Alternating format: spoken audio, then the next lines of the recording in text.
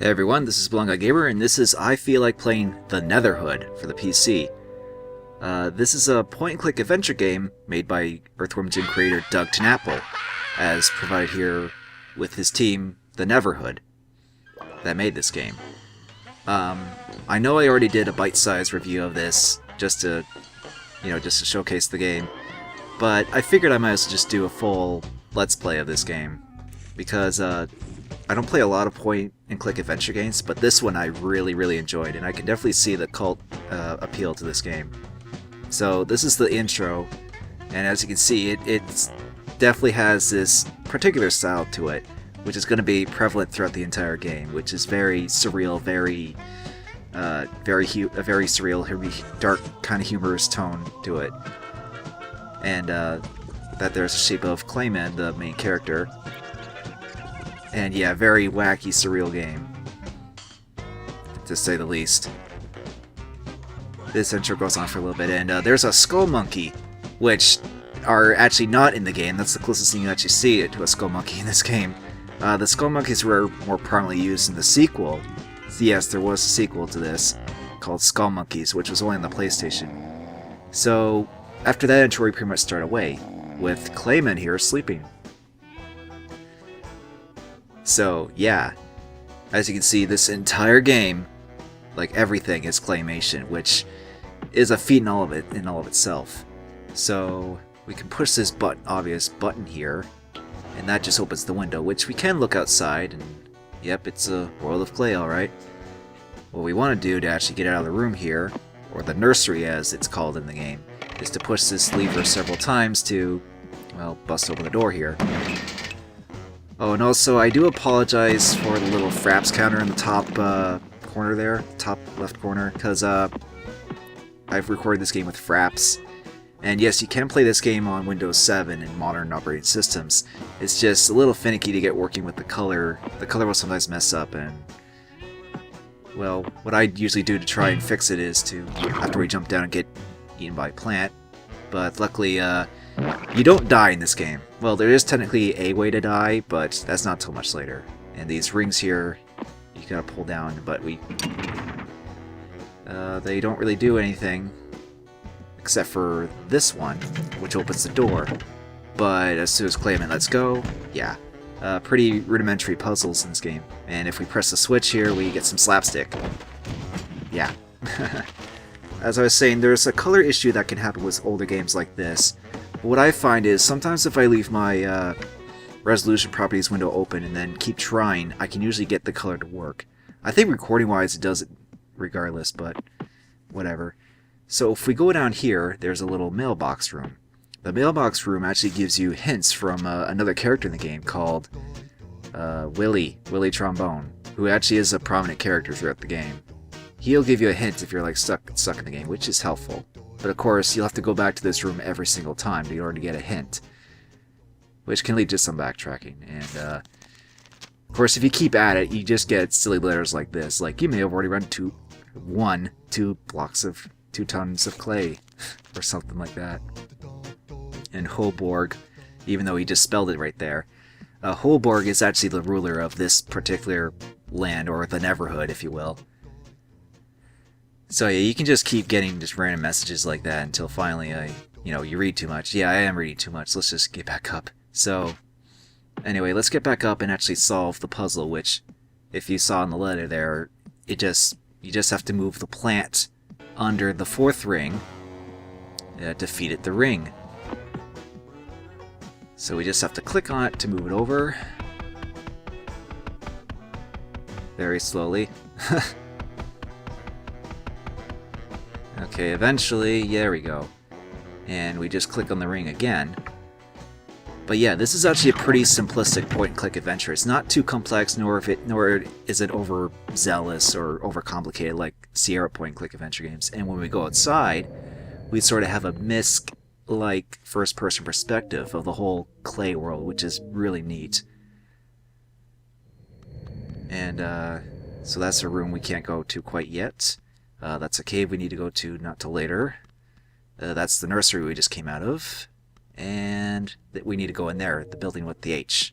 Well, at least I'm going to go there first. And I do apologize if you see flickering that happens, because for whatever reason, when I'm recording this game, there's like an odd flicker or something that happens when the screen changes. And those discs that I just found on the ground, the thing I found on the ground, you want to pick those up, because they're very important in the game. And this is just a simple sliding puzzle. You just gotta spell the H. And for the sake of time, I've thankfully cut out, me solving it. Because, sliding puzzles, they're always fun, right? But luckily this one, I eventually did get. And yeah, that ding that happened before I even technically solved it means I opened the door. And you can tell by the music by Terry Scott Taylor is very particular. It's actually really funny and good. I love the soundtrack. This whole game is just great, really. But okay, enough gushing. I picked up another clay disc, which you put into these players you run across. Now, this player actually plays a message by Willie Trombone, the guy who sent us the letters. And you need to complete the whole message to get it. To get something at the end. Hello? Me Willie. Me Willie Trombone. These discs tell a story. Story about good. Story about bad. These discs are all that are left of the true story. True story of the closing of the Third Age. Willie know that once you know this truth, then you know what to do. Listen, I tell you. Yeah, Willie actually explains it a bit better than I could, but he provides a story of what happens throughout the game, or what happened, basically. And as you collect the disc, you'll eventually find out what happens. But in the meantime, let's go in here and this dark hallway. There's a light switch to turn on the lights in this giant, and I mean giant hallway of the Hall of Records. But first, we want to go through in here. We open the switch to retract these spikes. And if we go down here, there's these symbols. Now, if you played any Avenger games, you'll want to write these down, as they will come into play later on for a later puzzle. So after that, we'll just get back up here. And yeah, we'll just head on back and turn on the lights.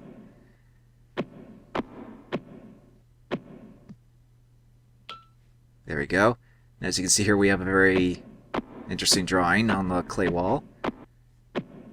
And we want to pick up this little glass vial, which will again come into play into a puzzle. Now, Clayman doesn't really have an inventory. He just sort of has like this chest cavity that he just stuffs stuff into, and when he uses the item that he needs to, he just brings it back out. So it's very simplistic type of item management in this game. So, like I say, it's not really a complex point-and-click adventure game at all. I mean, it's pretty easy to get into, actually. Pretty accessible, anyway. And we just push this button that we don't know what it does, but it actually helps to open a door later on. And we push this switch, we get this little animation, which I'll just say foreshadows something later on. So, get back up here. There we go. And we want to push this button again to push the spikes back, because there's a room later on that needs the spikes back out in order to climb up. Anyway, this is the Hall of Records. Anyway, we've got Quater, I think his name is. I don't know if I'm pronouncing it right. But yeah, there's a lot of text in this room that basically explains that a father created Quater, and then Quater made like 7 sons. And one of the sons, Hoborg, is the creator of the Netherhood that you're in right now. And this room details everything for like over 30 screens. Be thankful I'm fast forwarding this and not reading everything, because holy crap, this is long. Really, really long. This is how ambiguous this game is. Like, Doug Apple and their team really went all out with this. It's just like, holy crap. And believe me, I read every single dialogue, every single wall. What the game it basically details all these weird and wacky, I don't want to say adventures, more like events and stuff, and some things are just like really out there and it's really, you know, set to the comedic tone of Doug Apple. It's just, man, just some of the stuff you read is really mind-boggling. And sometimes it can be a drag to read all of it, I will admit, because sometimes it just goes a bit too far and like in all these weird excruciating details about things. And yeah, we can look out windows in this window. So yeah, we go all the way at the end just to get a disc. So you have to get to that end and be thankful I'm making edits here, because going back and forth between that hallway is quite long, even if you don't read it all. So now we just gotta push this button here to open the door and get back out. And the door is, or no, maybe not this door, but there are doors that are timed that you need to get out before they close on you again. So now that we got that glass vial from earlier, or actually no, wait, we can't go to that house just yet. We actually have to go this way across this clay bridge. Yeah, get used to me calling everything clay. Clay this, clay that, clay everything, pretty much. Okay. And there's another clay disc, which the clay discs are actually pretty easy to find if you just, you know, make sure you're thorough. But some are pretty laid out in the open. Now there's this TNT dummy that we need to replace the parts here. And this is a pretty simple puzzle. All you have to do is just click on the various sections of the body in order to switch out the parts for TNT parts. Like each specific piece pertains to another, so you just gotta swap until you eventually swap out the rest of the body dud pieces to real TNT pieces, which you are going to have to do eventually. So yay, I did it there. Pretty simple puzzle there. So yeah, we now have a dynamite clayman stunt double, and if you look up there, there's a match up there, which we can't quite get to yet, but we're not going to want to blow up light the dummy just yet. First, we'll have to go outside here in this little area. And I love how the music is very ominous for this part, while the rest of it's pretty silly, wacky kind of music. But I guess it fits really well with the overall tone of the game, really. So yeah, now we open this door for this Triceratops head and push the button that makes a lot of loud noises, which activates water, which will activate water near the other Triceratops head you may have seen in the previous area before. So now we just have to go to this, we can go to this tree here, which is completely optional, but if you see my bite-sized review of this game, you should know what to expect. Although the first 2 times you click on it, Clayman will belch, but not for nearly as long.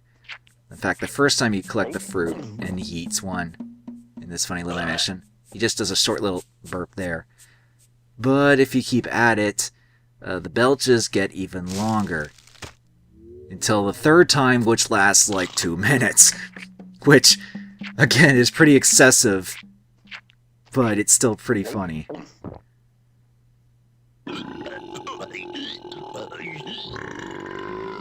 Very nice. Okay, and yeah, I'm not showing the 3rd one, because that one lasts way too long, for the sake of the LP. So we'll just go over here. And again, the flickering is definitely prevalent when I'm going around first person. I don't know how to fix that, although the fraps counter doesn't show up in these sequences, so whatever. But the next part's the counter should be gone at least during the gameplay. And oh dear, wonder what that could mean. So, and oh, what's this?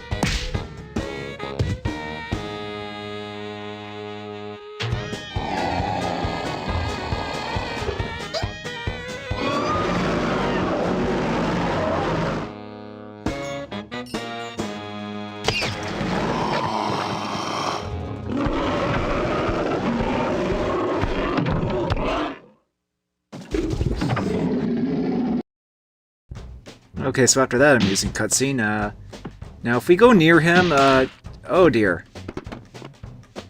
Well, luckily we can just go ahead and, grab the match, here, or just lose another head. Oh well, Clayman seems to have infinite heads anyway.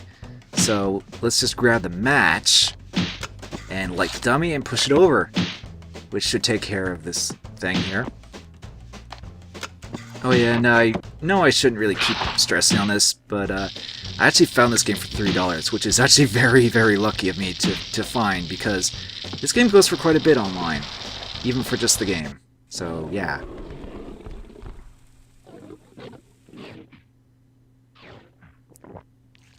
Yummy.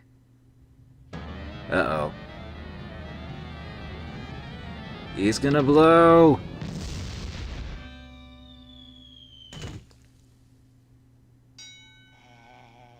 And hey, Willie got a snack. How about that? So, with him out of the way, we can actually go back to the wall. Oh yeah, and you can also press space to skip the sequences of the first person, which makes traveling around easier and faster. Although the flickering becomes much more apparent, or the flash, the color flash, or whatever it is that happens when I'm traveling around first person, or when the scene changes. But whatever. What can you do? Really, it's an older game. Anyway, we can now travel along this little buggy, or I don't know what to call it. These contraptions that go along the lines of clay here. And yes, we have to go through this whole giant spiral just to go and push a button. Yeah, I know, it's a little excessive, but it's really just part of the charm of the game, really. And again, for something that I found for $3, I still can't get over that, really. Although Skull Monkeys is also expensive, and I don't know if I'll ever get that one, but you never know. Because I would like to do they made a sequel episode on that, if I could ever get a copy of that for, not for a lot. Well, I don't know. I may have to pay out my ass for that one, but who knows? I would like to at least get Skull Monkeys, after playing this, So, and turn around, and so anyway, now that we pushed the second button, there's still a third button we need to press somewhere else. So let's just head on back. We're gonna head to this one house that we activated the water nearby, or at least the Triceratops head that's by it. After we cross the bridge here and turn around. Wait, I think it's... No, it's that way. What am I doing? Go that way. There we go. And we head towards this house. Now this house has actually a pretty tricky but interesting puzzle. When you push the doorbell here, it activates sound, and those 5 pipes at the bottom here, you have to match the sound with. In order to change the sound of the bottom pipes, you have to activate the water, and then click on the water to use your vial, which Clayman will then drink some water. When Clayman drinks some water, you click on the pipes to change the sound, because if you ever blew into like a bottle or something with different amounts of drink or water or whatever, they'll make different notes. So you have to add different amounts of water to each pipe, or in this case, in case of one, not add any water at all. So, since I already knew the solution, I just pretty much put the amount of water in each pipe. But yeah, you just match the sounds, and there you go. You go inside.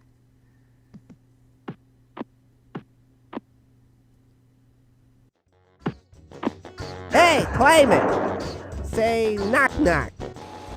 Yeah, that's, that TV thing guy is, Frenchie, I believe. He doesn't do or say anything else. But here's another clay disc for our trouble. And another little window to look out of. And oh look, there's a little house or something up there.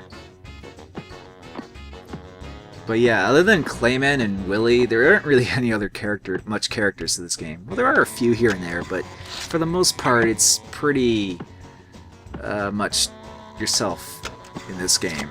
Like just running around this surreal and wacky clay world, basically. And yeah, for all the discs you collect, if you find a player, you can pretty much just dump all your clay discs and then watch more parts of Willie's story. But I'm gonna save playing the whole. I'm gonna wait till I get all of this before I play it again. Really, because it'd just be kind of wasting time for the sake of recording and stuff. So yeah, those spikes here, like I said earlier, if you didn't put the spikes back out, those won't be out, and you won't be able to climb up. And we need to climb up to get another disc and push the last button. And there's also another window and a pull cord. And that window doesn't even show us anything. But anyway, let's push the button first here. There we go, and that's the last one we need. And let's just push this cord and see what happens.